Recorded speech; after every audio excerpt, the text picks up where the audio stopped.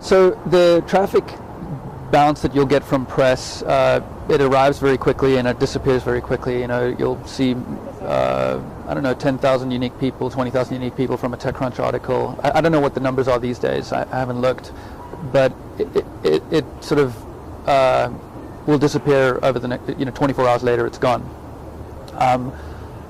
And I think that press, as a startup, if you're thinking about doing a press release, you really should have a goal in mind. Like, if you're raising money, then go and talk to the press. But places where VCs go. If you are a B2B company and you're selling a product to other businesses, well, then maybe press makes sense, because you should, go and get an article published in a trade publication that your target market reads, and that will translate into more customers for you.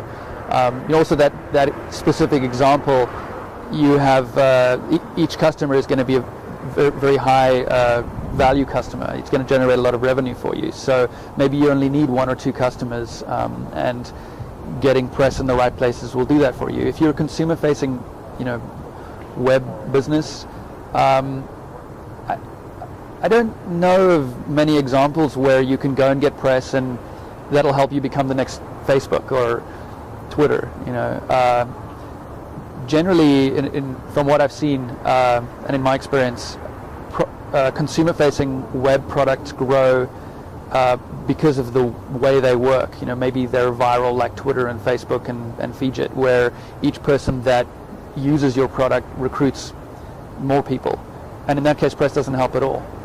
You just need to, maybe press helps you get the few initial users like it did for us, but then the application itself, the product itself needs to have the growth mechanism built into it.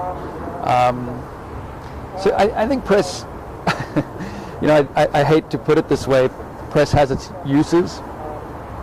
Maybe we use the press, they use us, but I think that there's also a time to say, this isn't a good idea. Let's kind of put our heads down, let's focus on the product, let's build the growth engine into the product and go that way instead.